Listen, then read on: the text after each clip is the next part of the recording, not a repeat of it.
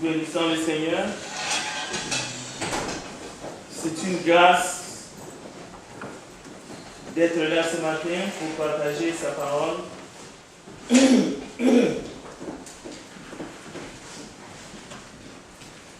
Nous allons tous ensemble nous concentrer dans l'étude de la parole de Dieu. Prenez votre Bible. Nous allons continuer là où nous sommes arrêtés.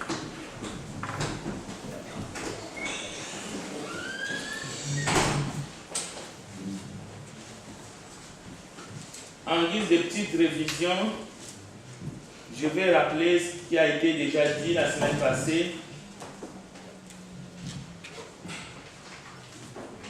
que sous la loi de Moïse, il y avait ceux qui, le peuple donnait la dîme, mais il y avait une catégorie de personnes qui ne la donnaient pas. Parce que Dieu ne leur avait pas imposé cette loi. Bien que ces personnes faisaient partie du peuple et d'autres ne faisaient pas partie du peuple. Nous avons vu aussi que dans le désert, le peuple ne donnait pas la dîme. Par exemple, les Lévites venaient chercher la dîme devant les maisons des Israélites. Qui ne donnait pas la dîme? Les pauvres. Les pauvres, cette loi ne pesait pas sur leurs épaules. Mais qui étaient les pauvres? Il ne faut pas définir les pauvres ici dans la Bible comme ce que le monde définit comme aujourd'hui comme pauvres. Les pauvres qui ne donnaient pas la dîme sont les orphelins, les veuves reconnus. Il ne suffisait pas d'être veuve, c'est-à-dire d'avoir perdu son mari, mais il fallait que tu sois reconnu par l'Assemblée. Des Israélites, comme veuves, même dans l'Église, plus tard, il fallait la reconnaissance de veuve pour recevoir, pour être à la charge de l'Église. Et il fallait ne pas avoir des enfants qui ont des moyens. Parce que dans ces cas, c'est les enfants qui prenaient soin de la veuve. Et parmi les pauvres, il n'y avait pas que les orphelins et les veuves, il y avait les étrangers. Les étrangers ne pouvaient pas payer la dîme parce que d'abord, ils ne faisaient pas partie du peuple hébreu.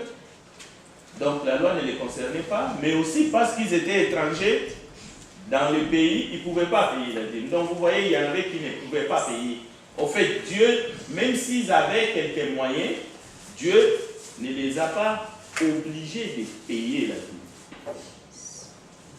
Alors qu'aujourd'hui, les pauvres, les veuves, les orphelins sont dépouillés. Maintenant, en Jésus-Christ, nous verrons que nous sommes des étrangers sur la terre.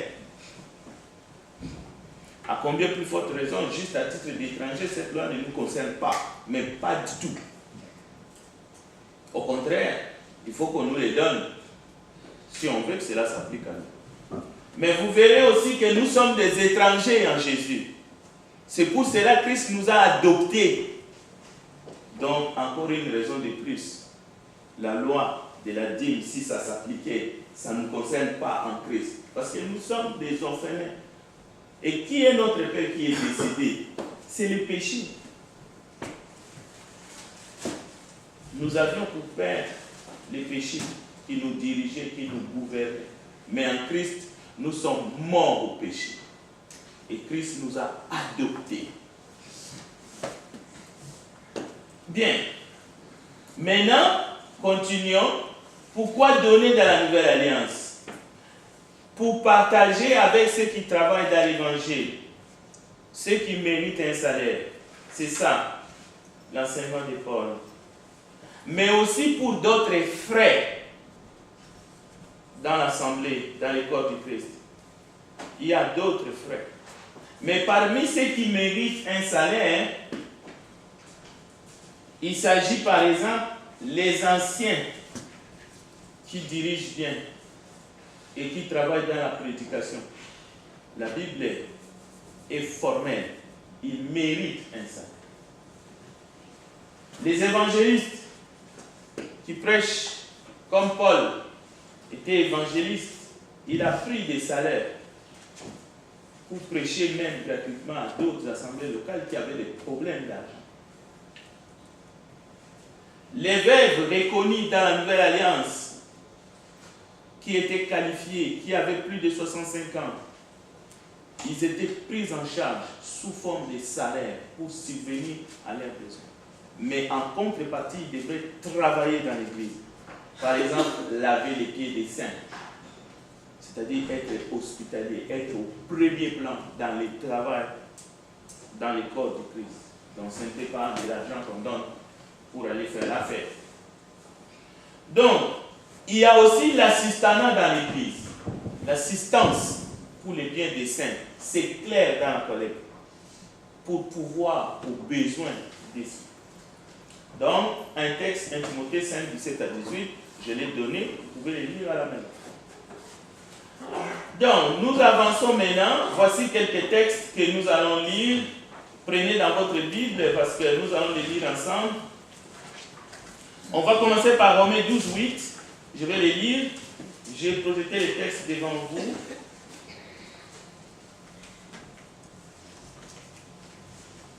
Voilà.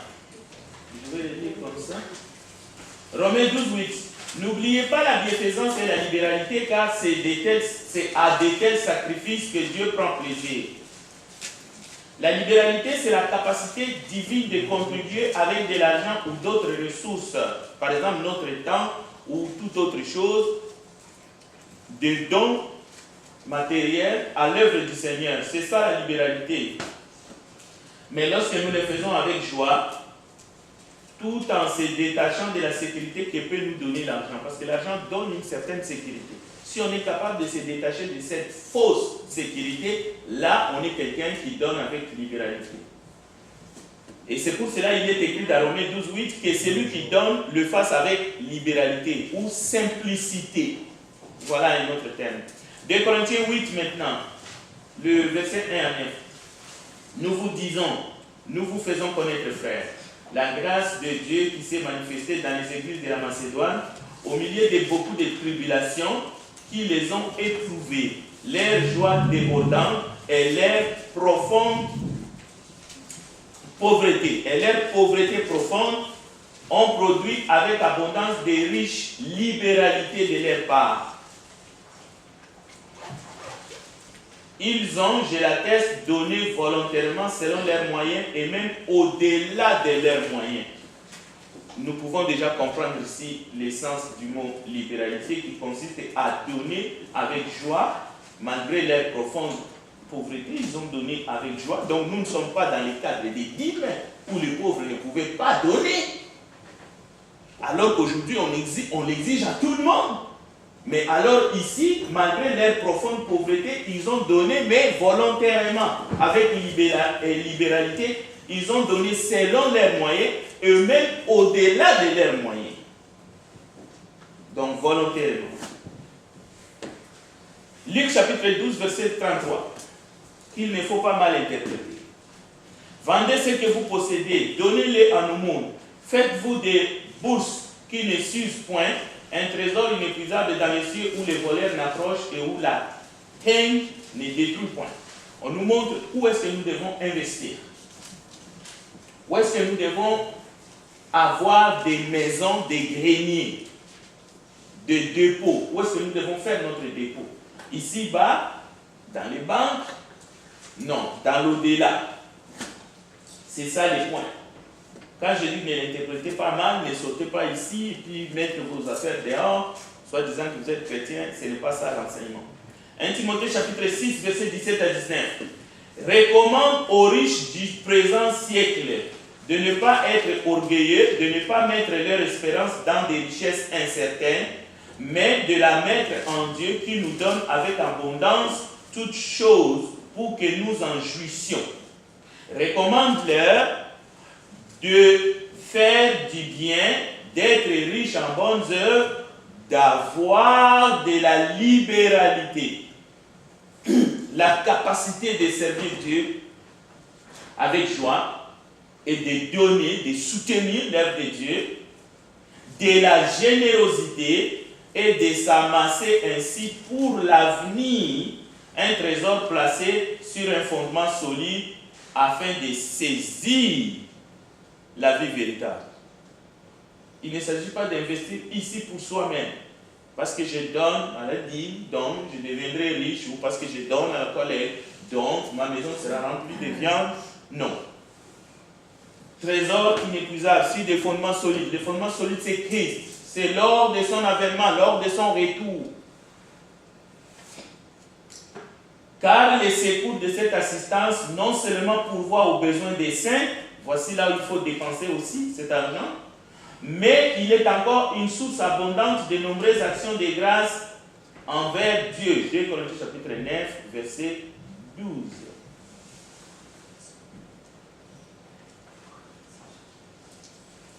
On espère que ça va aller beaucoup mieux maintenant. Bien. En Christ, est-ce que tout calcul, tout chiffre est diabolique?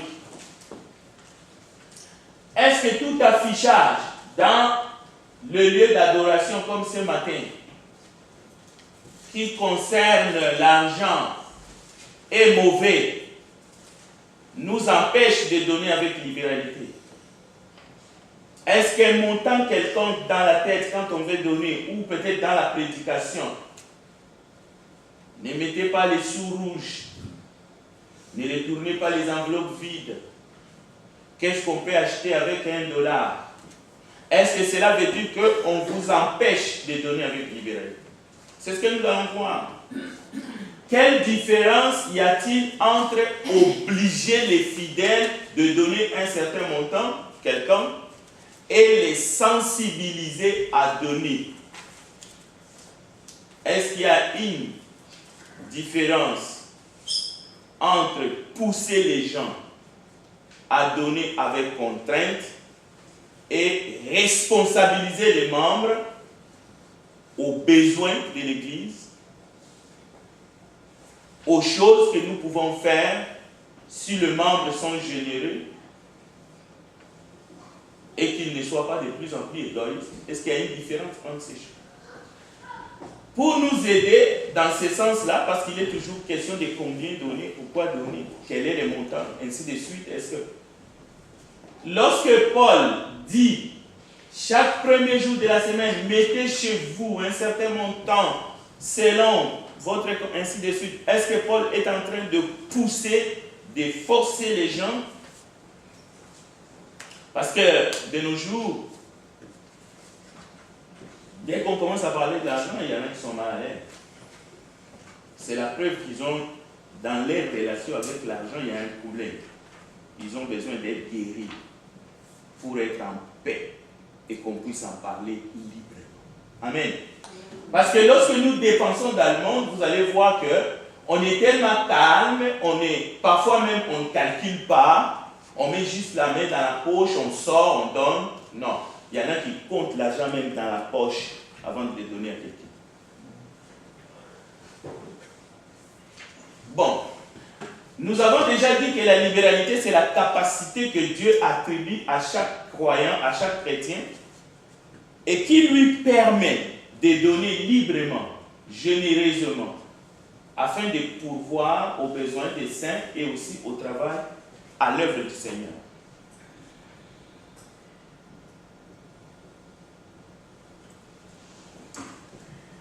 Est-ce mal d'évaluer les coûts?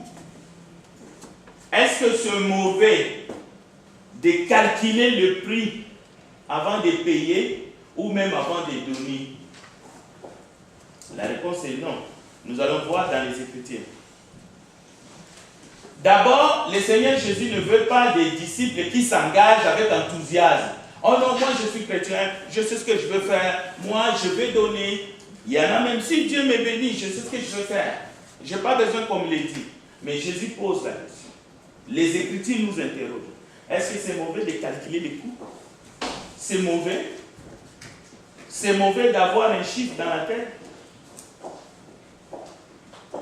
Avant de quitter chez vous, peut-être depuis le début de cette semaine, le Seigneur ne veut pas des chrétiens émotifs, même dans le domaine des données, qui font des promesses. Je veux faire ceci, je veux faire cela, moi je vais donner. Non. Le Seigneur n'a pas besoin. Reste calme. Fais ce que tu as à faire. Et même fais-le discrètement. Bien. Il y a un prix à payer pour suivre Jésus. Et c'est bien de le savoir. Chacun doit réfléchir avant même de devenir chrétien. Pourquoi tu deviens chrétien? Tu deviens chrétien comme un consommateur seulement. Voici quelques tableaux que j'ai sélectionnés pour vous. Les carillons, c'est une église, ne le prenez pas comme bâtiment.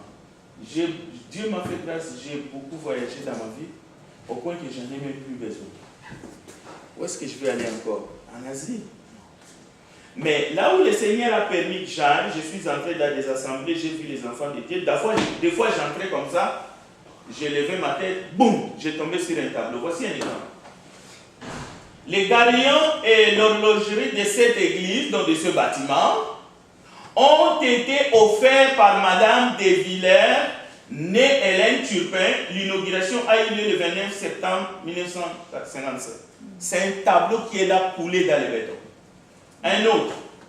Cette église, disons ce bâtiment, et je ne parle pas, je parle des assemblées des églises du Christ, où il y a des tableaux sous forme de monuments pour montrer l'œuvre d'une personne ou d'un couple.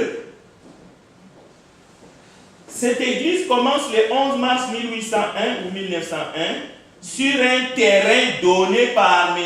Détouche et Maître Outremont. A été inauguré le 22e de la même année. Honneur et reconnaissance à tous les généreux donateurs qui, par leur offrande, riches ou modestes, en ont assuré la construction devant les bâtiments coulés dans les béton. La question, est-ce un péché pour ceux qui l'ont fait?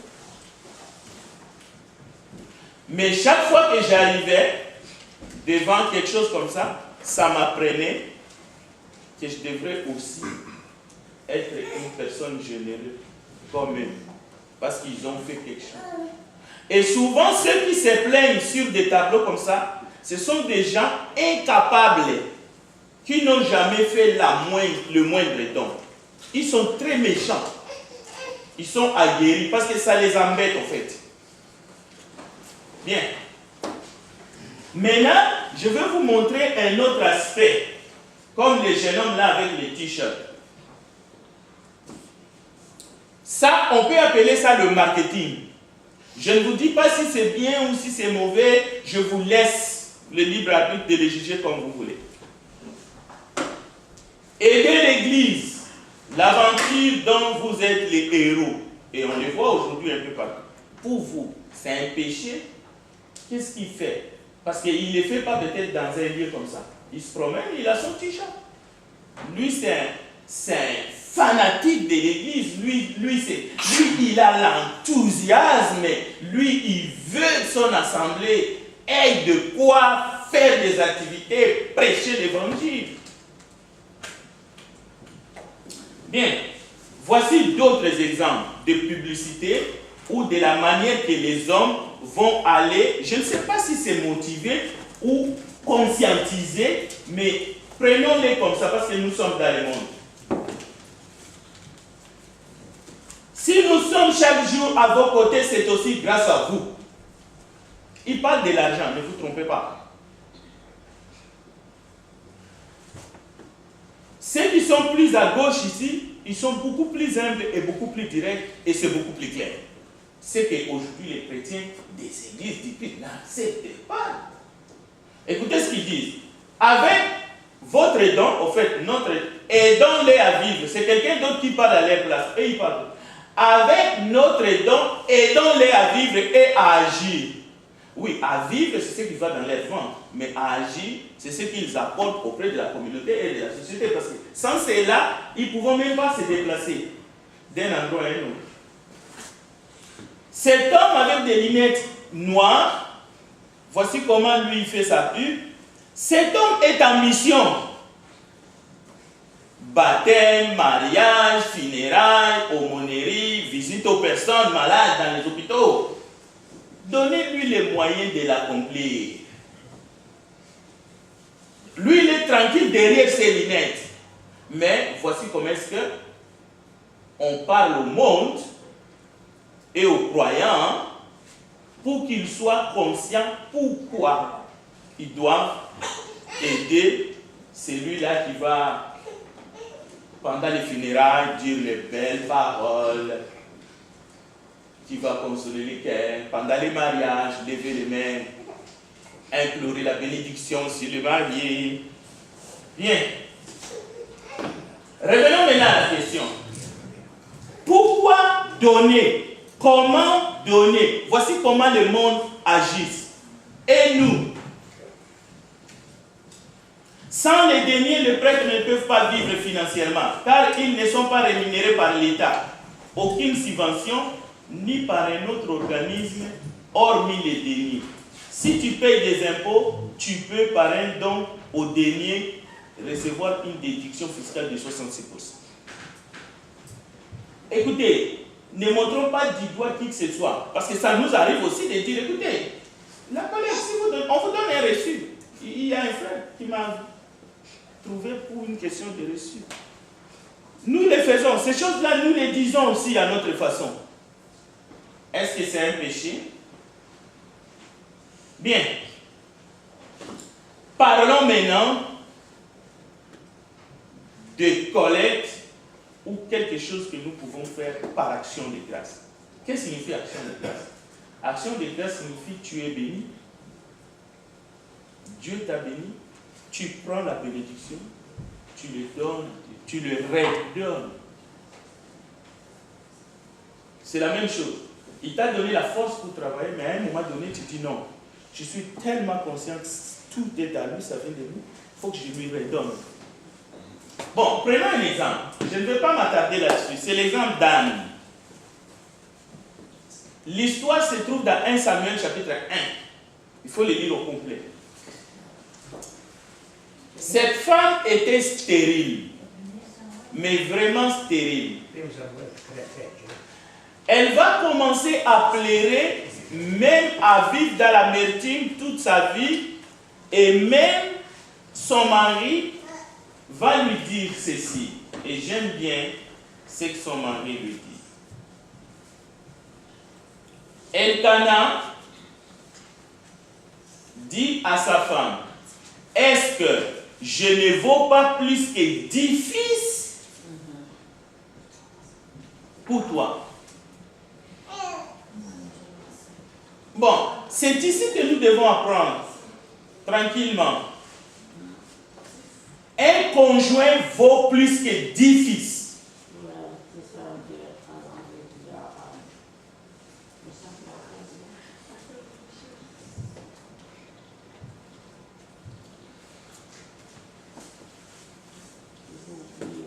Et nous pouvons aller voir cela dans les livres de Job. Job avait des fils et des filles quand il a perdu tous ses enfants. Vous connaissez l'histoire. Dieu va les bénir, Dieu va lui redonner encore des enfants et des richesses. C'est-à-dire le même couple a été béni. Bien. Mais notre enseignement ici, c'est que la bénédiction de Anne, Anne va prendre cette bénédiction, Samuel, il va aller devant l'Éternel et il va redonner cette bénédiction en disant cet enfant va rester ici. Et nous savons après ce que Dieu va faire. Dieu va le bénir encore. Si nous comprenons des choses comme ça, qui sont dans la Bible, que nous pouvons comprendre, nous n'aurons pas de problème pour soutenir l'œuvre de Dieu. Parce qu'il y en a qui pensent, s'ils sont bénis, le texte est là, les bénédictions, je vais les lire. Écoutez les bénédictions. Elkana connut Anne sa femme, et l'Éternel se souvint d'elle. Dans le cours de l'année, Anne devint enceinte, et elle enfanta un fils qu'elle nomma Samuel, car dit-elle, je l'ai demandé à l'Éternel.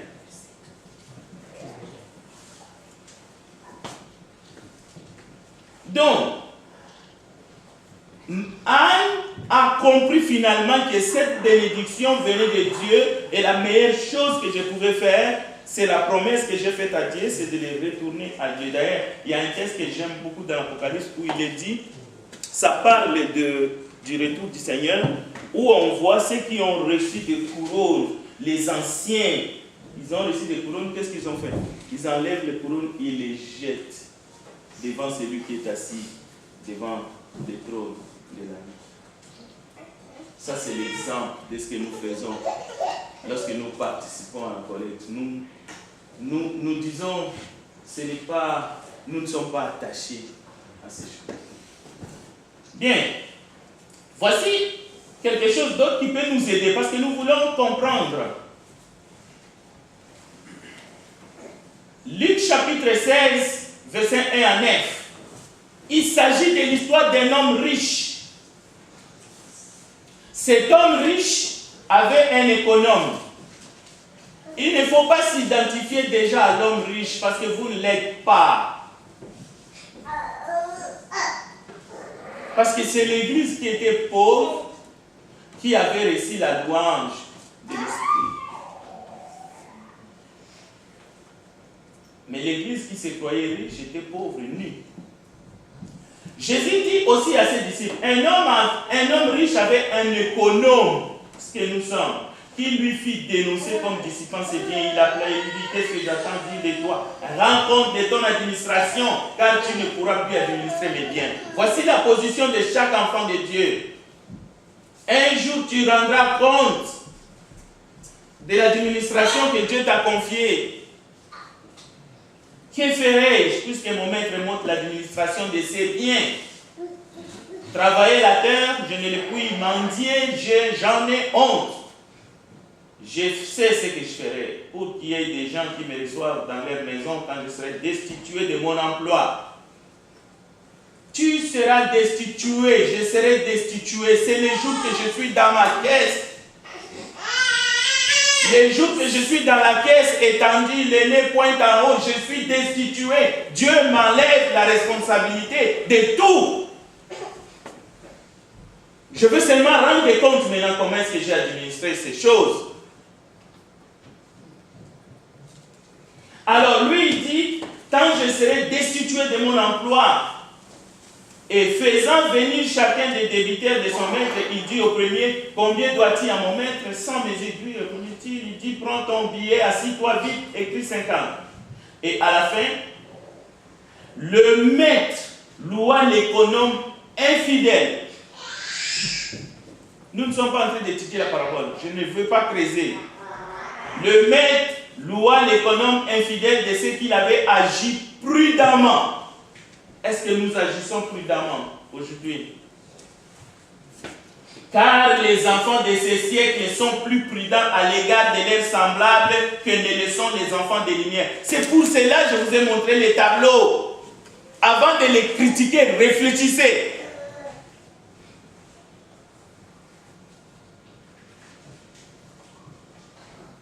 Et moi, je vous dis, faites-vous des amis avec les richesses injustes pour qu'ils vous reçoivent dans le tabernacle éternel quand elles viendront à vous manquer. Maintenant, la question pour moi, je suis un économe ou est-ce que je suis un riche? Les riches, vous savez sa philosophie.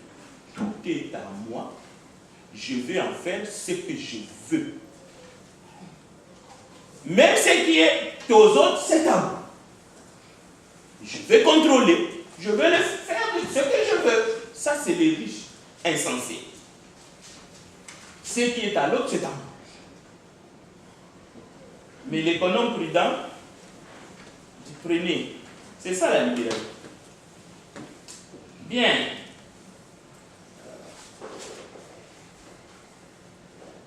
Christ entrant dans le monde, la Bible dit, il n'a pas voulu ni offrande ni sacrifice. Mais, et pourtant, il dit, voici, ô Dieu, je viens pour faire ta volonté. Cela veut dire, le vrai enfant de Dieu, il sait que la première chose, la première alliance a été abolie, la seconde a été instituée, mais il est maintenant en Christ pour faire la volonté de Dieu. Donc la question de combien, il ne faut pas faire ci, il ne faut pas faire ça. Même le petit tableau là, c'est un péché. On m'efforce parce qu'on a fait le budget. Le budget peut être 1500 là pour atteindre. Est-ce que c'est un péché? Non, ce n'est pas un péché. C'est mauvais de calculer. Vous allez voir, j'ai un texte pour vous montrer que c'est biblique de calculer. Sans contrainte ne signifie pas sans compter. Sans contrainte ne signifie pas sans calculer. Au contraire, il faut calculer. Sans contrainte signifie joyeusement. Libéralité, c'est-à-dire sans contrainte signifie que personne ne te pousse, que personne ne t'oblige, que personne ne met la main dans ta poche, que personne ne te contrôle.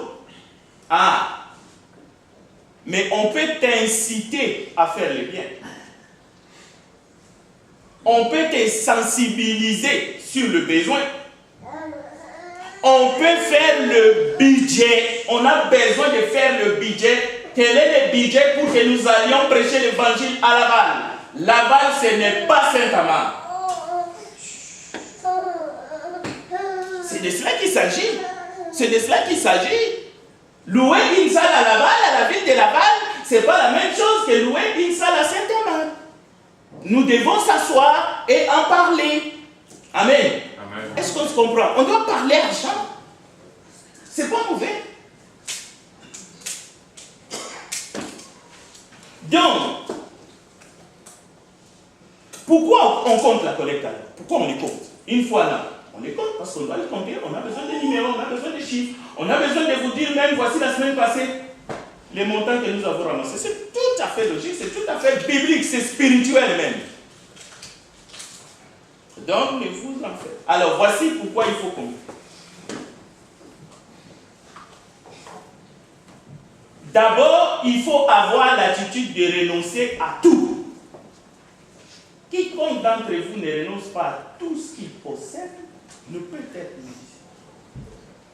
Quiconque vit dans le style, ça c'est moi, ça c'est moi, ça c'est à moi. Je vais donner, mais c'est à moi. Donc il ne comprend pas Christ.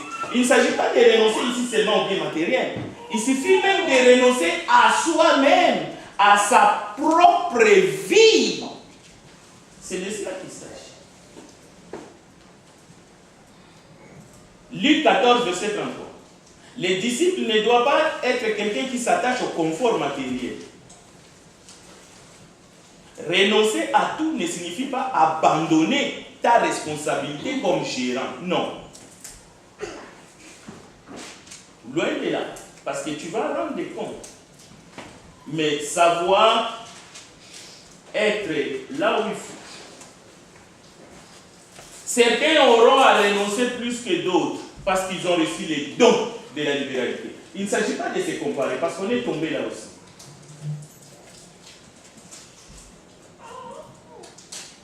Oh, lui, combien est-ce que lui, il a donné? C'est toujours nous qui donnons. Tu es déjà tombé.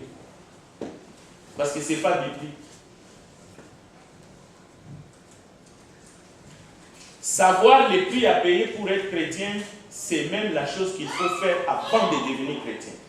Si tu es devenu chrétien pour profiter de Jésus-Christ, au fait, tu n'es jamais devenu chrétien. Mais par contre, si avant de devenir chrétien, tu as renoncé à ta propre vie, tu as accepté d'assumer les sacrifices, c'est ce que le Seigneur nous demande. Le Seigneur nous demande d'évaluer honnêtement quels sont les besoins, qu'est-ce que nous devons faire ensemble pour exister comme corps du Christ et essayer de faire l'œuvre de Dieu. C'est ça. Combien sommes-nous prêts à dépenser?